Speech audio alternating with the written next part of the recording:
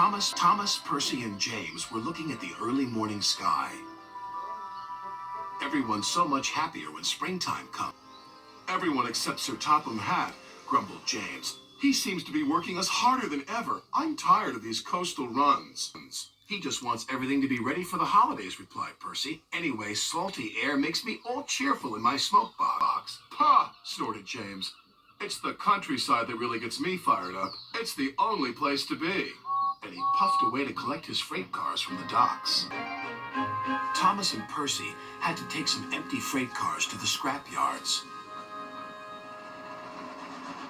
In a siding, they saw an old coach. She looked very sad. What are you doing here? They called me Old Slow Coach and told me I wasn't useful anymore. Now only the mice ride in me. Well, you may be dusty, but you look in perfect shape. The yard manager appeared. Come along. I have freight cars for you to take away. Excuse me, said Percy's driver. Can you tell us about this coach? Old Slow Coach. She's been here for years. She'll be broken up when we find the time. The engines were dismayed.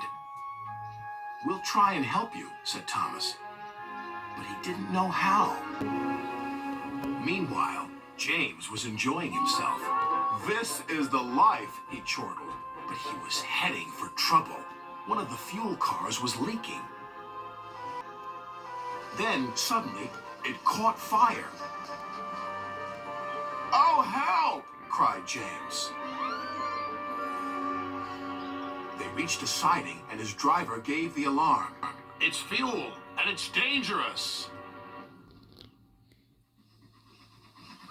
As Thomas and Percy approached the junction, they saw the smoke and a guard waving a red flag. Sparks from James's funnel have set the cars ablaze, he called. The fire is under control, but it's quite a mess. You said the countryside got you all fired up, James, said Percy, but I didn't think you meant it in this way. Ha, snorted James. It was the stupid car's fault, not mine. It's safe to proceed now, called the fireman. Thomas and Percy now felt sorry for James.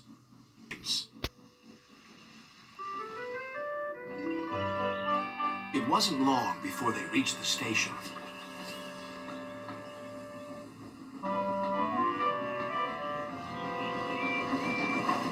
Later, as they were having a long drink at the water towers, they suddenly heard a commotion. What's the matter, Thomas asked. It's another fire at the workman's hut, replied Thomas's driver. We better see what we can do. The fire engines had a big problem. We are completely out of water, cried a fireman. We can't use seawater because it clogs our works. We'll just have to let that building burn. Then Thomas had an idea. Why don't you use the water in our tanks? We've just refilled them. You're very clever engines, chuckled their drivers. But where the workmen lived was destroyed. The men can't sleep on the beach, said the foreman. What about Old Slow Coach? She would be perfect for the workmen, said Percy. Comfy, too, added Thomas. What a good idea, Percy, said his driver. They phoned Sir Topham Hatt, who agreed.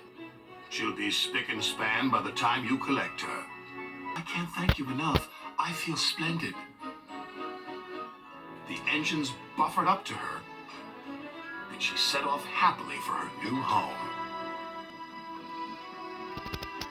Everyone agreed there was nothing old or slow about Coach, and she will always be really useful indeed.